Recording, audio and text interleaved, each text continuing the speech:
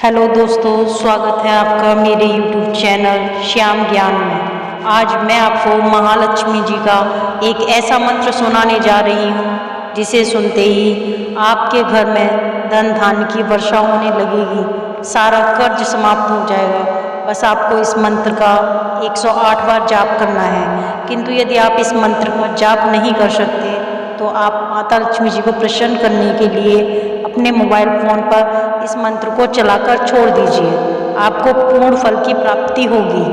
बस इस बात का ध्यान रखें, यह मंत्र आपको बीच में नहीं छोड़ना है। तो चलिए आज माता लक्ष्मी जी के प्रभावशाली मंत्र को पढ़ते हैं। ओम ह्रीं ह्रीं श्री लक्ष्मी वासुदेवाय नमः। ओम ह्रीं ह्रीं श्री लक्ष्मी वासुदेवाय नमः। ओम ह्रीं ह्रीं श्री लक्ष्मी वासुदेवाय नमः।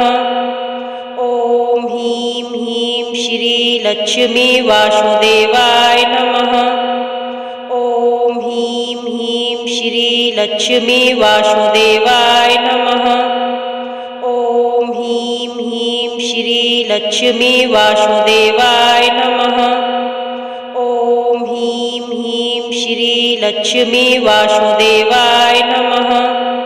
ओम ह्रीं ह्रीं श्री लक्ष्मी वासुदेवाय नमः। ओम ह्रीं ह्रीं श्री लक्ष्मी वासुदेवाय नमः। ओम ह्रीं ह्रीं श्री लक्ष्मी वासुदेवाय नमः। ओम ह्रीं ह्रीं श्री लक्ष्मी वासुदेवाय नमः। ओम ह्रीं ह्रीं श्री लक्ष्मी वासुदेवाय नमः। ओम ह्रीं ह्रीं श्री लक्ष्मी वासुदेवाय नमः। ओम ह्रीं ह्रीं श्री लक्ष्मी वासुदेवाय नमः। ओम ह्रीं ह्रीं श्री लक्ष्मी वासुदेवाय नमः। ओम ह्रीं ह्रीं श्री लक्ष्मी वासुदेवाय नमः। ओम ह्रीं ह्रीं श्री लक्ष्मी वासुदेवाय नमः। ओम ह्रीं ह्रीं श्री लक्ष्मी वासुदेवाय नमः। ओम ह्रीं ह्रीं श्री लक्ष्मी वासुदेवाय नमः। ओम ह्रीं ह्रीं श्री लक्ष्मी वासुदेवाय नमः। ओम ह्रीं ह्रीं श्री लक्ष्मी वासुदेवाय नमः। ओम ह्रीं ह्रीं श्री लक्ष्मी वासुदेवाय नमः। ओम ह्रीं ह्रीं श्री लक्ष्मी वासुदेवाय नमः। ओम ह्रीं ह्रीं श्री लक्ष्मी वासुदेवाय नमः। ओम ह्रीं ह्रीं श्री लक्ष्मी वासुदेवाय नमः।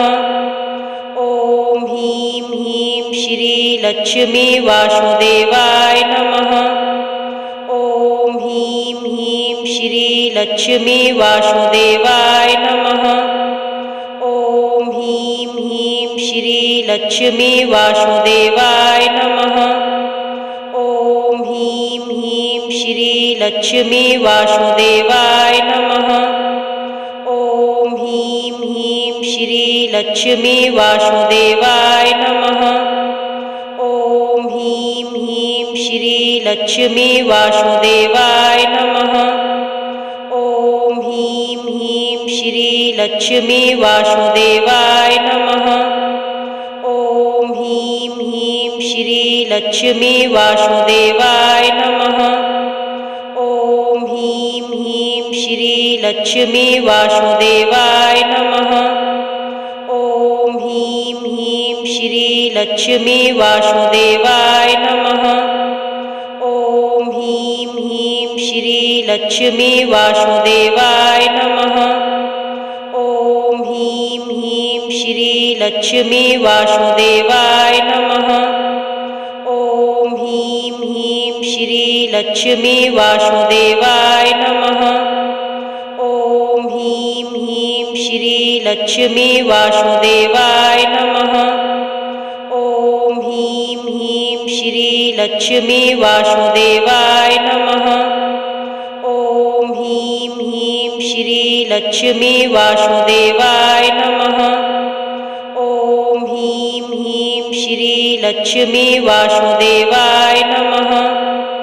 ॐ ह्रीं ह्रीं श्री लक्ष्मी वासुदेवाय नमः। ॐ ह्रीं ह्रीं श्री लक्ष्मी वासुदेवाय नमः। ॐ ह्रीं ह्रीं श्री लक्ष्मी वासुदेवाय नमः। ॐ ह्रीं ह्रीं श्री लक्ष्मी वासुदेवाय नमः।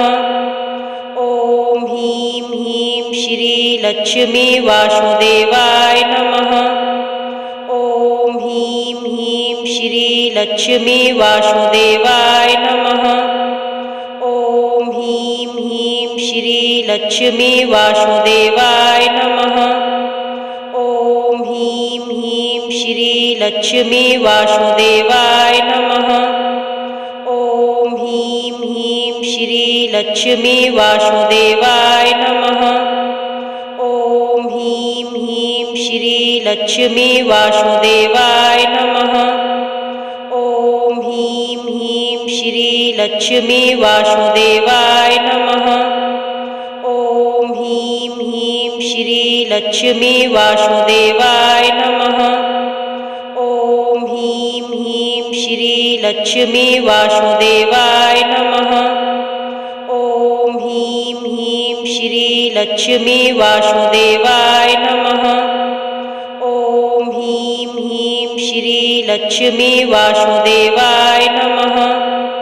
ॐ ह्रीं ह्रीं श्री लक्ष्मी वासुदेवाय नमः। ॐ ह्रीं ह्रीं श्री लक्ष्मी वासुदेवाय नमः। ॐ ह्रीं ह्रीं श्री लक्ष्मी वासुदेवाय नमः। ॐ ह्रीं ह्रीं श्री लक्ष्मी वासुदेवाय नमः। ॐ ह्रीं ह्रीं श्री लक्ष्मी वासुदेवाय नमः। ॐ ह्रीं ह्रीं श्री लक्ष्मी वासुदेवाय